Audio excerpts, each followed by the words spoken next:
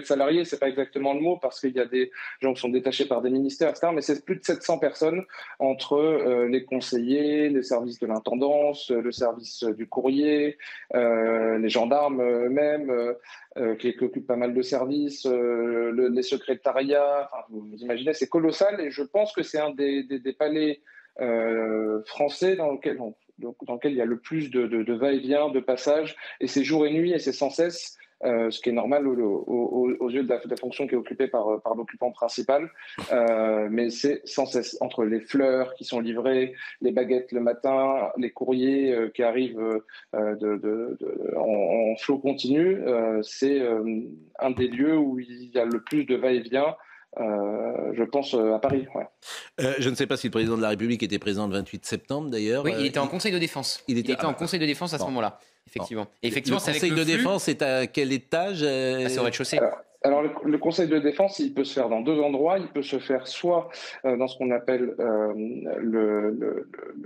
la salle forte, enfin le bunker souterrain pour des raisons de sécurité et de confidentialité généralement, qui se trouve au sous-sol dans les lieux les plus inaccessibles de l'Élysée pour les raisons de confidentialité et de sécurité dans lesquelles personne n'a accès. Toutes les entrées sont filtrées par des gardes républicains. Et seuls ceux qui doivent en connaître peuvent rentrer dans cette salle en présence du président. Voilà. La sécurité est toujours évidemment un secret d'État, j'imagine, mais lorsque le président de la République, par exemple, est à l'Élysée, est-ce qu'il y a toujours au plus près de lui, lorsqu'il est en train de travailler dans son bureau, est-ce qu'il y a au plus près de lui des officiers de sécurité? Et même question, lorsqu'il va dans ses appartements privés le soir, est-ce que sa porte, par exemple, est gardée jour et nuit ou est-ce que, au contraire, il y a un peu plus de souplesse? Alors, c'est sans doute un des lieux les plus protégés de France, ça tout le monde sans doute. L'information qui a été donnée tout à l'heure par M. Lebret, il me semble, est intéressante parce qu'il a signifié que c'est un huissier qui avait interpellé l'intrus. Voilà, c'est des gendarmes. Selon nos informations, c'est des gendarmes qui ont interpellé. Tout à fait, exactement. Donc, ce qu'il faut savoir, c'est que tous les huissiers à l'Élysée sont des gendarmes en exercice. Ils sont armés. Ils ont à disposition et à proximité d'eux des armes pour pouvoir riposter en cas de problème. Ça reste le dernier cercle au sein de l'Élysée, au plus proche du président. Ensuite, la sécurité de l'Élysée, sans rentrer dans trop de détails, pour ceux qui sont déjà passés devant, elle est répartie en ce qu'on pourrait dire 4 cercles. Il y a le cercle le plus large possible, sont des patrouilles régulières des 2 services de la préfecture de police, que sont la DESPAP et la DOPC, que ce soit des BAC, les services de renseignement de la préfecture de police, le commissariat de l'arrondissement, bien entendu. Il y a ensuite ce qu'on appelle une réserve d'intervention. Ce sont, selon que le président soit là ou pas là, les CRS ou les gendarmes mobiles qui sont positionnés à différents points autour de l'Élysée. Quasiment, ils couvrent à peu près toutes les rues. Ça serait en cas de troubles graves, de manifestations soudaines, etc.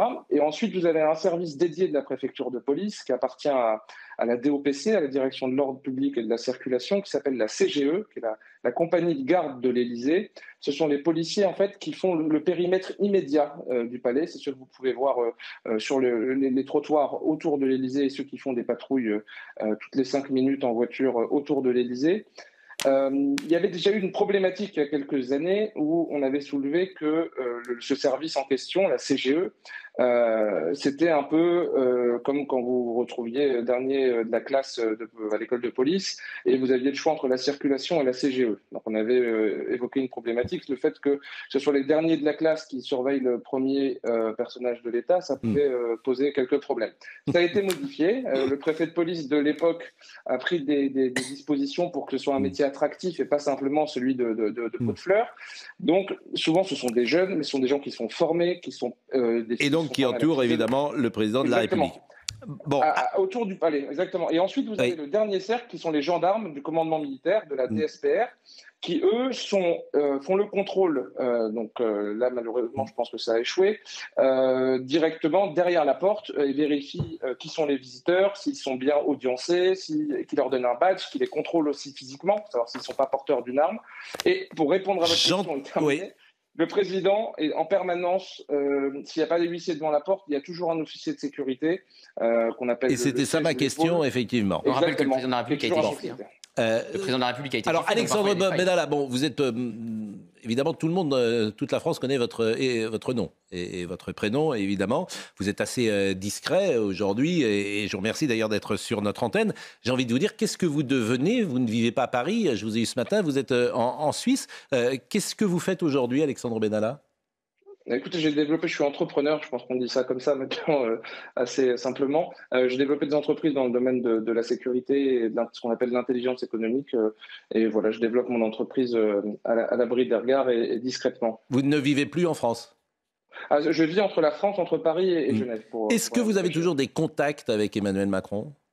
Non, zéro contact avec Emmanuel Macron. Et ni avec son entourage. On vous avait décrit assez proche, comme on peut l'être parfois un officier de sécurité. Forcément, vous accompagnez ces déplacements parfois personnels. Vous étiez avec lui lorsqu'il était en vacances notamment. Et on avait dit qu'une certaine amitié s'était créée entre vous et Brigitte Macron et Emmanuel Macron.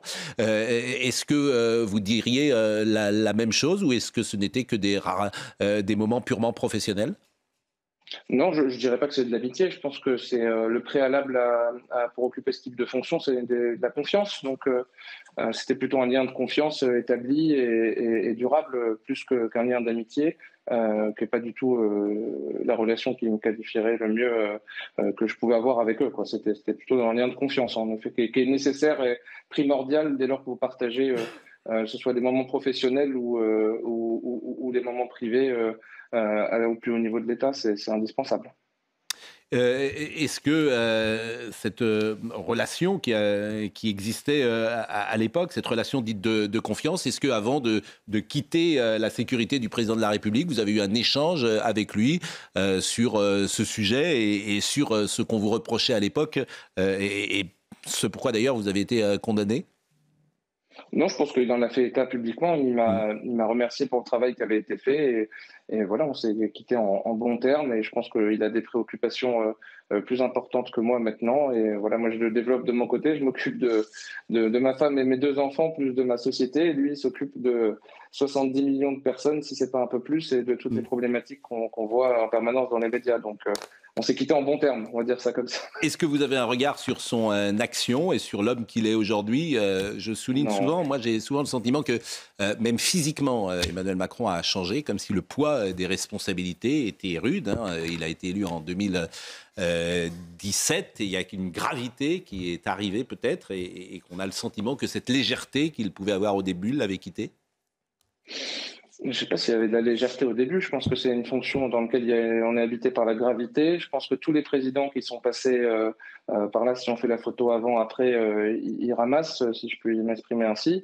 Non, j'ai pas de jugement à porter sur ce qu'il fait. Je pense que c'est quelqu'un de courageux et qui fait du mieux possible pour servir les fonctions qui lui ont été confiées par les Français. Donc voilà, j'ai pas d'avis politique sur le sujet. Merci en tout cas d'être intervenu ce matin. Je ne sais pas si nos amis ont un mot à ajouter sur ce dossier. Laurent Geoffrin. Juste, qu'est-ce que vous préconiseriez pour que ce genre d'incident ne se reproduise pas? Parce qu'il y a eu un précédent historique, je ne sais pas si c'est une légende. Il y a un homme qui se serait introduit jusque dans la chambre à coucher de la reine d'Angleterre. Enfin, Buckingham Palace. Apparemment, ça a été un peu... C'est raconté dans The Crown et c'est vrai. Oui, c'est vrai. C'est raconté dans la série, c'est vrai. Parce qu'on dit que ça a été un peu exagéré. Donc, qu'est-ce qu'il faut faire? Parce qu'on est un peu surpris par la sévérité du dispositif de l'entrée principale et la facilité avec laquelle un individu peut s'introduire par cet autre accès. Qu'est-ce qu'il faut faire? Écoutez, je ne sais pas s'il y a une solution miracle. En tout cas, ce qu'on peut dire, c'est qu'en effet, il y a eu cette intrusion à Buckingham Palace. Il y a eu une autre intrusion à la Maison-Blanche, qui est quand même censé être le lieu le plus surveillé au monde. Il y en a eu plusieurs à la Maison-Blanche. On a vu ce que ça donnait aussi au Congrès quand il y a une foule qui arrive. La sécurité à 100%, ça n'existe pas. Donc, il n'y a pas de solution miracle. Si ce n'est peut-être rajouter un sas à cet endroit-là, un peu plus renforcé, ça avait été proposé à l'époque, je ne sais pas si ça a été mis en place ou pas, mais il n'y a pas de quelqu'un qui veut rentrer de gré de force ou par la malice et qui est prêt à prendre tous les risques et qui a de l'audace, arrivera à rentrer quoi qu'il arrive. C'est un des préalables dans ce métier, c'est qu'il n'y a pas de 100% malheureusement. Eh ben merci en tout cas Alexandre Benalla, et vraiment c'était un plaisir de vous écouter ce matin, et je pense que les téléspectateurs, c'est très rare que vous accordiez une interview comme nous avons pu le faire ce matin depuis une dizaine de minutes. Donc merci à vous et bonne suite dans vos activités professionnelles. Merci Pascal Praud et bonne continuation. Merci, c'est gentil. Oui, l'Élysée est considéré comme un bâtiment militaire. Donc l'homme qui s'est introduit illégalement